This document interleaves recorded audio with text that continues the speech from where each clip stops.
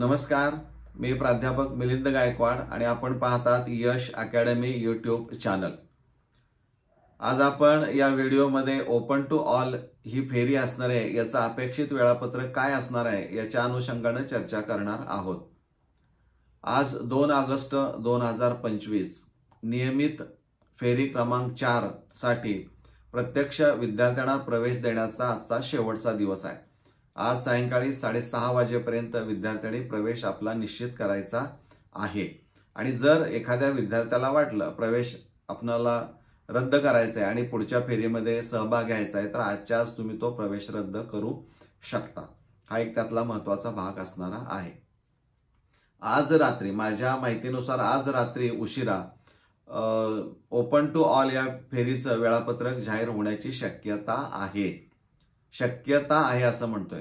मग हे अपेक्षित वेळापत्रक जे असणार आहे ते कसं असणार आहे, त्यांनी सांगितल्याप्रमाणे 4 ऑगस्ट 2025 ला सायंकाळी 6 वाजता रिक्त जागांची यादी ते जाहीर करणार आहेत।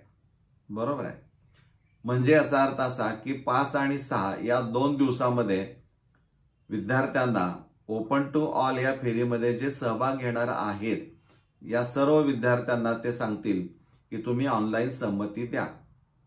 ऑनलाईन संमती म्हणजे काय असणार आहे तर लॉग इन मधून जायचं आणि तुम्ही ऍप्लिकेशन फॉर्म पार्ट 1 अर्ज भाग 1 तुम्हाला गरज असेल तर त्यातल्या दुरुस्त्या आपण करायच्या, लॉक करायचा म्हणजे सबमिट करायचा।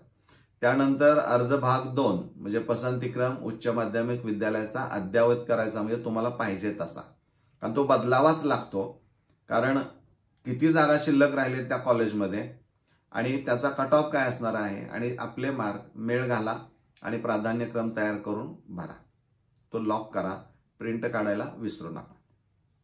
हे 5 आणि 6चं झालं। 7 तारखेला अलॉटमेंट जाहीर करतील, विद्यार्थ्यांना कोणतं कॉलेज मिळालेलं आहे ते कळेल। 8 आणि 9 या 2 दिवसांमध्ये प्रत्यक्ष प्रवेश द्यायला सुरू करतील। हे या पद्धतीचं एक शेड्यूल्ड असण्याची शक्यता आहे, हे शक्यता मी वर्तवतोय। आता मॅनेजमेंट कोटा अंतर्गत काही विद्यार्थी प्रवेश घेऊ इच्छित आहेत, ते कॅप मार्फत पण प्रवेश ला अप्लाय करू शकतात आणि त्याचबरोबर मॅनेजमेंट कोटा, फक्त मॅनेजमेंट कोटाच तो 2 तारखेनंतर उपलब्ध होणार आहे आणि 9 तारखेपर्यंतच मुभा आहे त्यांना प्रवेश द्यायची। त्यामुळं इच्छुक जर असतील तर मॅनेजमेंट कोटा यातून प्रवेश घ्यायचा असेल तर मॅनेजमेंट म्हणजे त्या कॉलेजमध्ये जाऊन आपण चौकशी करायची आहे।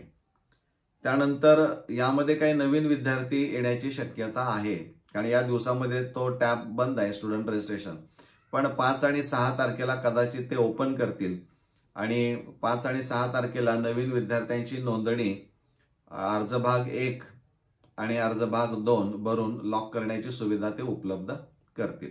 एटीकेटी वाल्यांचं आणखीन काही शेड्यूल आलेलं नाही, आलं तर ते लगेच सांगितलं जाईल।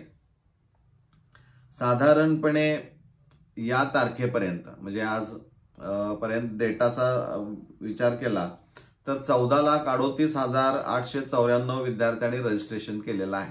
त्यापैकी 8,71,556 विद्यार्थ्यांनी काल अखेरपर्यंत प्रवेश घेतलेला आहे आणि आज दिवसभरामध्ये अंदाजे 60,000 विद्यार्थी प्रवेश घेतील। अंदाजे हा आकडा मिळून तो जाणार आहे तो 9,31,000च्या पुढं आणि रजिस्टर्ड स्टुडंट्स आणि आता ऍडमिट होणारे आज सायंकाळी 6:30 यातला फरक काढला तर साधारणपणे 5-1 लाख विद्यार्थी आणखीन राहत आहेत।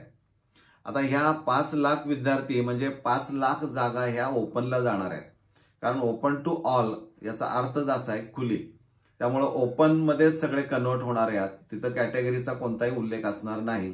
त्यामुळे त्या सगळ्या जागा जेवढ्या महाविद्यालयामध्ये आता प्रत्येक तुकड्यांच्या जागा शिल्लक असतील ते सगळे विद्यार्थी जनरल मेरिट मधून किंवा ओपन कॅटेगरी मधूनच येतील, मग ते रिझर्व्हचे असतील किंवा कुठले असतील, पण ट्रीटेड ॲज अ ओपन किंवा जनरल असं म्हटलं जातं। त्यामुळे तिथं फक्त गुणवत्ता आणि पसंतीक्रम असणार आहे। त्यामुळे या विद्यार्थ्यांना आरक्षणातून प्रवेश तुम्हाला मेरिटनं मिळेल, पण आरक्षणाचा लाभ मात्र इकडे आल्यानंतरच तो घ्यायचा आहे, मिळणार यामध्ये शंका नाही, लक्षात घ्या। त्यामुळं या पद्धतीनं साधारणतः शेड्यूल्ड असणार आहे। आता हे ज्यावेळी आपला व्हिडिओ अपलोड होईल त्यावेळेस कदाचित त्यांनी त्यामध्ये काही बदल करून वेळापत्रक ते जाहीर करतील, कारण आतापर्यंतचा तो अनुभव आहे शालेय शिक्षण विभागाचा, ते बदल करतात. पण फारसा त्यामध्ये बदल होईल असं मला वाटत नाही. हे एक अंदाजे वेळापत्रक आपल्यासाठी सांगतोय. आपण अलर्ट राहून दररोज वेबसाईट चेक करायची आहे, त्यामध्ये काही बदल येतोय का, किंवा व्हिडिओ मी लगेच अपलोड करतोय काही चेंज असेल तर, त्या दृष्टिकोनातून आपण सतर्क राहणं गरजेचं आहे. आणि मागं सांगितलं होतं की ओपन टॉल या फेरीसाठी आपण उच्च माध्यमिक विद्यालयाचा प्राधान्यक्रम कागदावर तयार करून ठेवा. तो ठेवला असेल अशी अपेक्षा व्यक्त करतो. धन्यवाद.